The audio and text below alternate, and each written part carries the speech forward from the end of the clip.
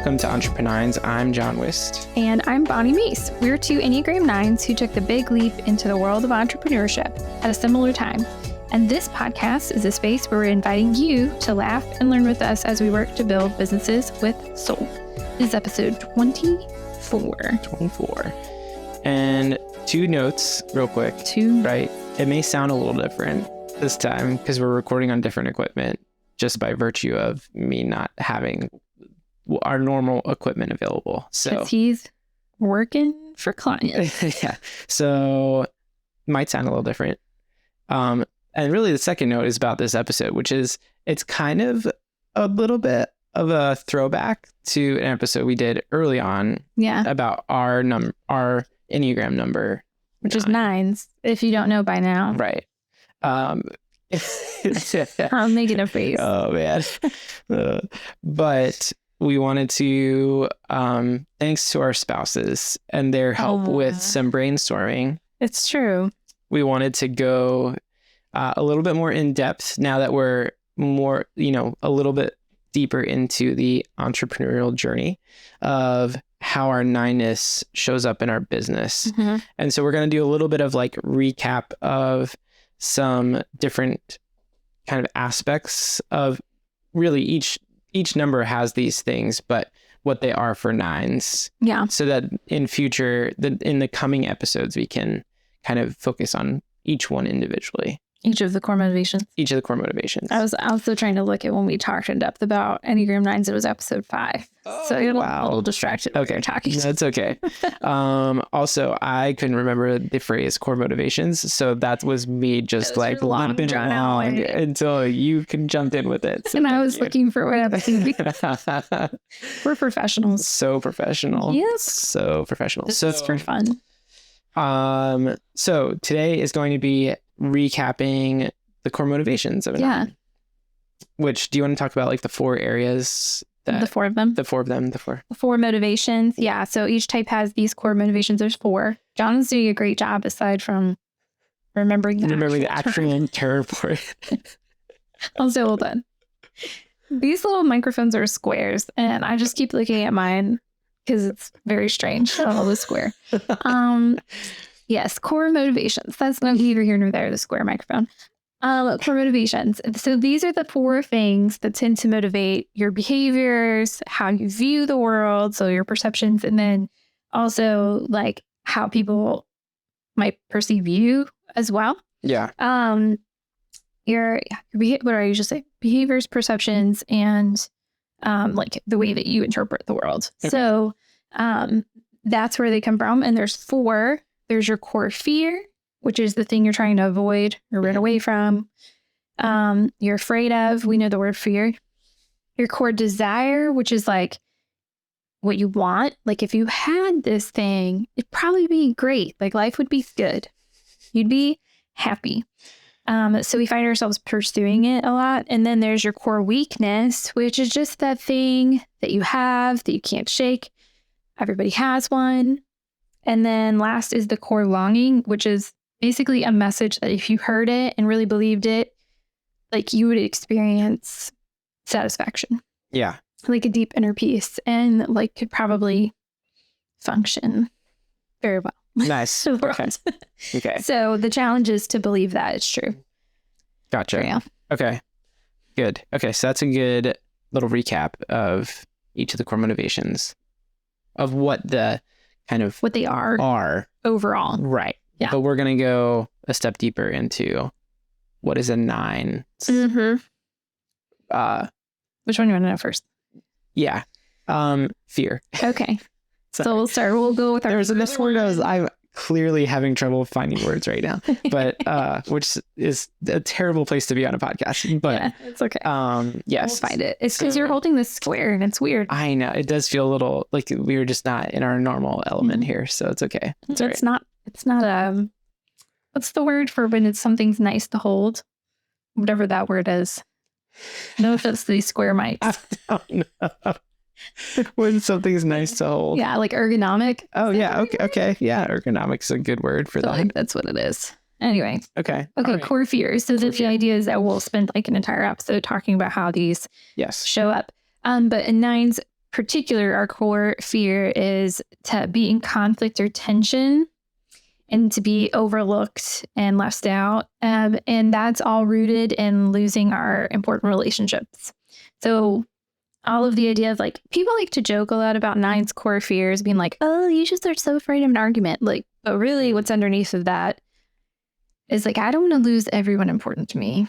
That's really the root of the fear, and that my causing conflict might cause this person to abandon me because the conflict is too much. And that sounds way worse. Sheesh. Does that feel right? Yeah. And like, I'm also trying to like hold back just a little bit because I don't want to, because we're going to have an episode on this and how it shows up in our business. And so my mind is already going there. Yeah. So I need to be careful. But like take a little pause and like take notes or something. Yeah. No, it's good. No, this is one that I am not going to forget. Don't worry. No, I think, no, I mean, but I think it is, just it resonates because it shows up. It doesn't, it's not just obviously, it's not just about how this shows up in our business. Like it's personal. Yeah, you have soul. Your business is soul. Right. So I'm also thinking about how it can show up personally. But like it just resonates. It's very true. And I think it's an interesting, quick personal side. This is definitely personal. So like our family has been learning how to communicate our like anger or frustration better to each other. Fun. Yeah. For 9 is really interesting. But I like our oldest son right now, our oldest kid, he has a tendency to interrupt if he feels like he's wrong or if he feels like he's in a position where like he could feel guilt or shame. He'll just like keep talking over top of you as you try to like guide him through. Which you might remember that I said in a core fear is shut out or overlooked, which interrupting might as well. Yeah. Just right. Yeah. And so I came to a point the other day where I said, buddy, what I'm most against right now is like not being heard. Like that is what actually my frustration is like you keep talking and I don't think you hear me. And that really hurts me. And so feel that. Yeah. So like it, like just that on like a very personal level, that's what it feels like. Yeah, that's good. And it also is making me think about how our kids are very different because mine doesn't interrupt. He just like goes to Mars.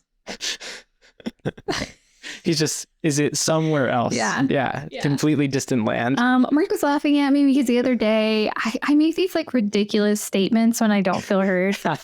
Just because one, it makes them listen because I'm saying something like totally absurd. Right. But the one that I said the other day when I was very frustrated because like our oldest was in space somewhere and like Mark wasn't responding and it was the morning and that's always just like full of tension. Yeah. I said, you know what? The Sahara Desert listens to me better than anyone in this house. And then they're all like, what kind of analogy is that? The Sahara Desert can't hear you, blah, blah, blah. And I'm like, exactly. That's the point. But now you all heard me. And so that was like my joke of the rest of the day. Like, that's funny. The Sahara Desert is better at hearing me than you guys. Oh my gosh. So that's great. That summarizes a fear for both of us. Yeah. And our parenting, particularly. Yeah. Okay, core desire. Core desire, okay. This is, for type 9, having peace of mind and inner stability. Like, the way I always describe it is, if we have an internal river, we'd like it to be of lazy river, not of roaring rapids capacity. Gotcha. So that's a thing for us. We're always working towards, like, what can bother my internal world the least. Okay. So question. Yeah. Because a lot of times, like my filter is often like, how is this similar or different from Lauren, who's a 6? Because I feel like there's a little bit of something here that I feel like could be similar, but I feel like at the same time it might not.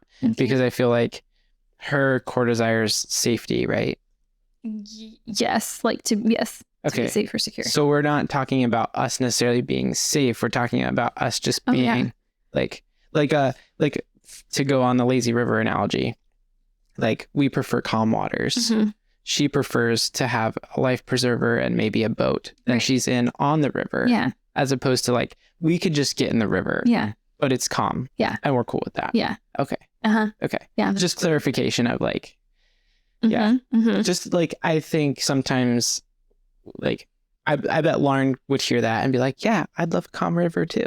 Uh-huh. It's like, yeah, but you'd also probably like a boat. But also she probably would ask a lot more questions. So you would just see the calm river and be like, I'm not going to think about the fact that maybe there's water moccasins in here. Okay. Yeah. I'm just going to get in the inner tube Yeah. and hope for the best. Yeah. Because it bothers me to think about water moccasins. So I'm just not going to. Right.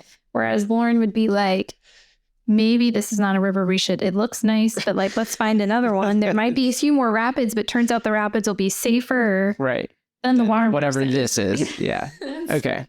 So yeah, like I think her brain and a type 6's brain like can't help but think about all the what ifs. Yeah. And a 9 brain would like to not ever think about the what ifs because it interrupts our peace of mind. Wow, Bonni. Yeah.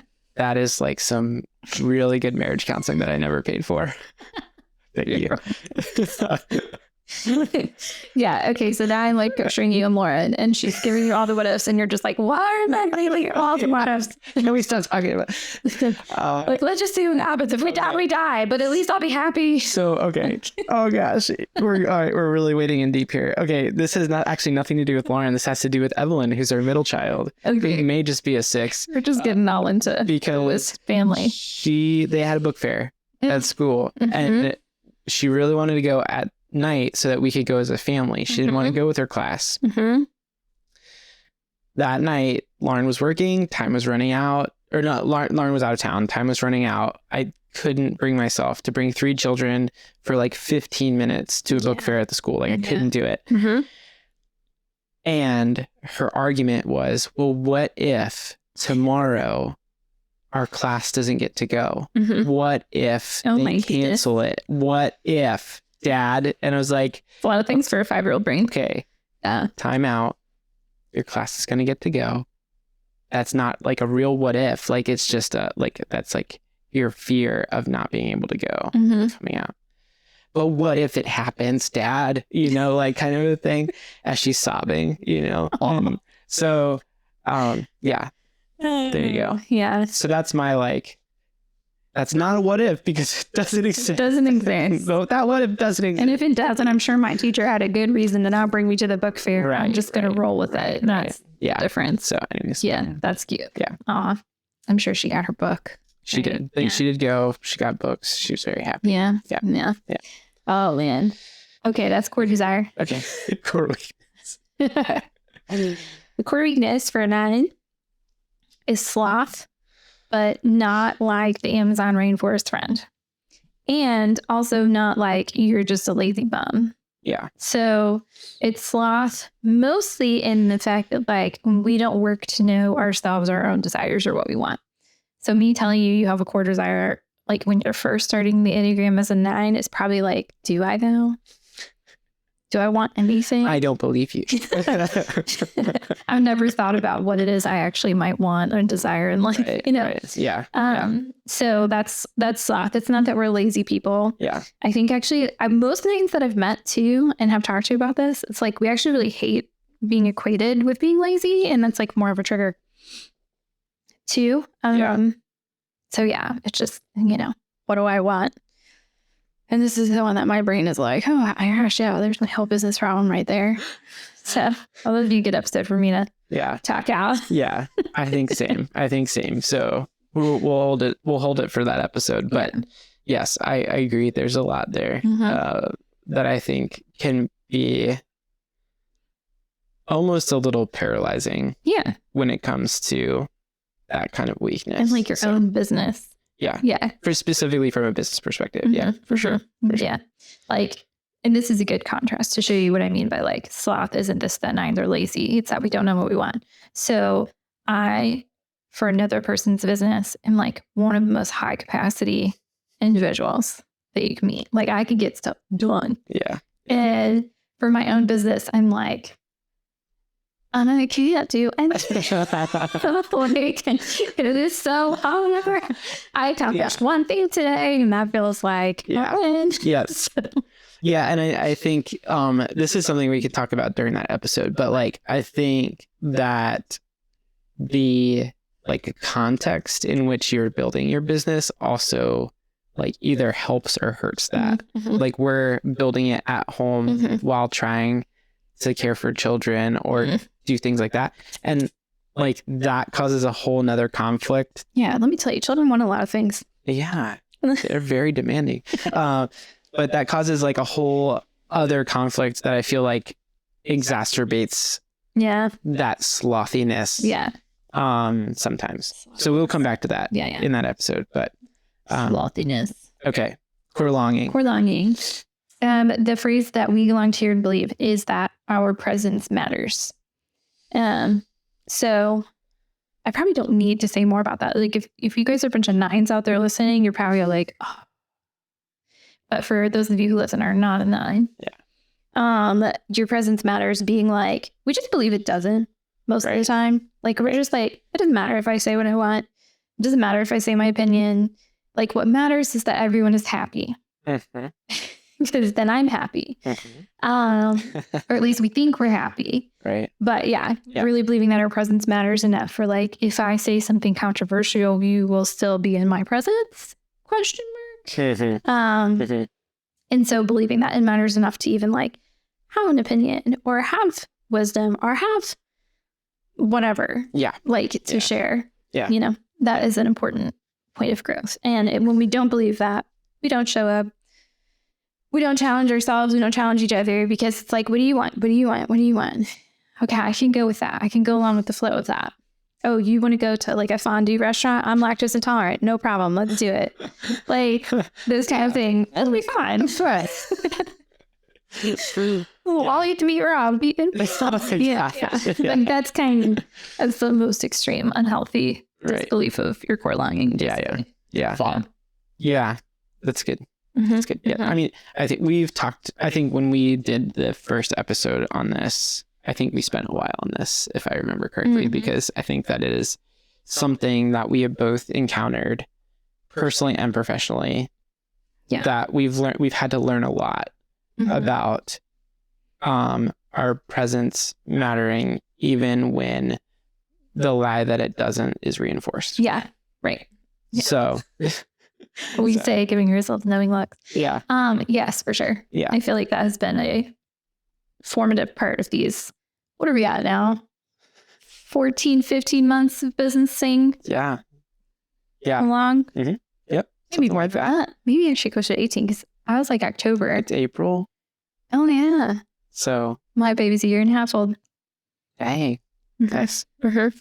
So I'm like a year and a little more than a half. He's counting on his fingers.